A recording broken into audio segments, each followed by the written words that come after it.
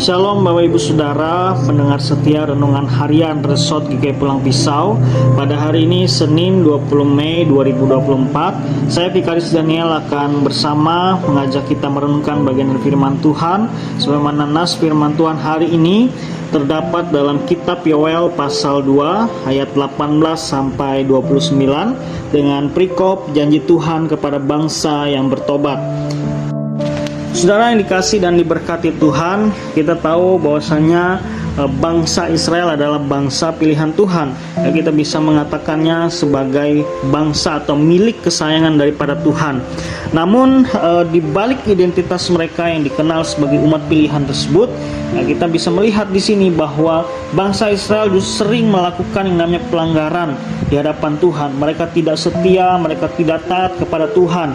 Dan firman Tuhan hari ini disampaikan kepada bangsa Israel melalui Nabi Yoel yang berisikan tentang berita penghukuman atas segala dosa yang mereka lakukan di hadapan Tuhan, sekaligus juga adalah bagian dari seruan pertobatan serta janji pemulihan yang akan Tuhan berikan kepada umatnya yang bertobat.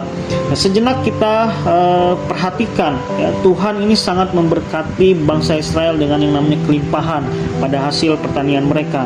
Namun dalam kelimpahan yang diberikan Tuhan, bangsa Israel justru terjebak dalam pola hidup yang salah, yang mereka sombong bahkan menjadi lupa diri. Nah, karena hal inilah kita bisa melihat juga bahwa Tuhan memperhadapkan bangsa ini kepada situasi yang sulit, di mana serangan hama, serangan belalang menjadikan hasil pertanian mereka mengalami yang namanya kerusakan.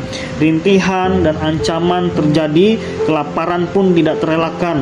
Perekonomian bangsa menjadi lumpuh dan berpengaruh sekali kepada kehidupan sosial umat Israel. Oleh karena hal yang demikian ini, melalui Nabi Yoel, umat diserukan agar dapat kembali bertobat kepada Tuhan dan sadar dari perilaku mereka yang salah yang telah menyimpang daripada Tuhan. Seruan pertobatan yang diserukan sesungguhnya merupakan perwujudan belas kasihan Tuhan kepada umatnya, yakni bangsa Israel yang harus segera untuk dilakukan. Dan ketika seruan pertobatan itu direspon dengan sungguh-sungguh dan penuh dan ketulusan, maka umat akan mengalami yang namanya pemulihan. Janji pemulihan itu akan membawa bangsa Israel bangkit dari keterpurukan mereka dan penderitaan mereka, ya, bahkan selanjutnya digantikan dengan sukacita dan juga sorak-sorai. Saudara yang kasih dan diberkati Tuhan, jika pemulihan yang dijanjikan Tuhan kepada bangsa Israel ini diberikan kepada bangsa Israel, maka hal yang sama juga yang Tuhan akan berikan kepada kita, ya, peringatan serta seruan pertobatan itu harus segera kita lakukan dalam kehidupan kita, mengingat kita juga dalam hari-hari kita misalnya melakukan dosa, ya, hidup di dalam hal-hal yang tidak berkenan di hadapan Tuhan. Oleh karena itu, jangan tunggu nanti untuk merespon peringatan daripada Tuhan. Bahwa ketika Tuhan memberikan masih kita kesempatan untuk berbalik, memperbaiki diri dan bertobat, maka kita harus melakukannya dengan segera dan meresponnya dengan segera, bertobat kepada Tuhan. Jika kita bisa melakukannya sekarang, ya kenapa kita harus menunggu nanti atau menundanya? Oleh karena itu, biarlah hari-hari kehidupan kita senantiasa dilalui dengan pertobatan kepada Tuhan.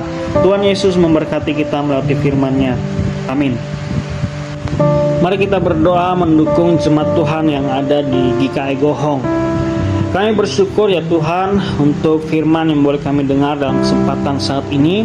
Biar firman ini tidak berlalu begitu saja dalam pendengaran kami, tapi boleh benar-benar tinggal diam di dalam hati kami, berakar dengan kuat di sana, melalui proses pertumbuhan yang baik sampai pada saatnya nanti menjadi buah berkat dalam kehidupan kami orang percaya yang melakukan firman ini dalam hari-hari kehidupannya. Kami berdoa pada saat ini secara khusus untuk jemaat Tuhan yang ada di Jemaat GKI Gohong. Diberkatilah seluruh warga jemaat dalam keberadaan kehidupan mereka masing-masing, majelis jemaat dengan tugas tanggung jawab pelayanan mereka, dan menyerahkan apa yang menjadi pergumulan, juang, tantangan kehidupan maupun tantangan pelayanan yang ada di tengah-tengah jemaat, sehingga Tuhan memberi hikmat kebijaksanaan bagi mereka, sehingga mereka boleh menemukan jalan keluar untuk setiap permasalahan yang terjadi di tengah-tengah jemaat, sehingga melewatinya nama Tuhan boleh semakin dipermuliakan, mendatangkan kemajuan bagi jemaat, tidak hanya secara kuantitas, tapi juga dalam kualitas iman dan percaya mereka kepada Tuhan. Biarlah mereka boleh senantiasa bergandengan tangan, bersatu hati, membangun persekutuan yang baik di tengah-tengah jemaat, sehingga sekali lagi nama Tuhan boleh semakin dan terus dipermuliakan di dalam kehidupan persekutuan mereka. Terima kasih Tuhan Yesus, ini doa kami berseru hanya di dalam nama Tuhan Yesus Kristus, Tuhan dan Juru Selamat di dalam kehidupan kami. Amin.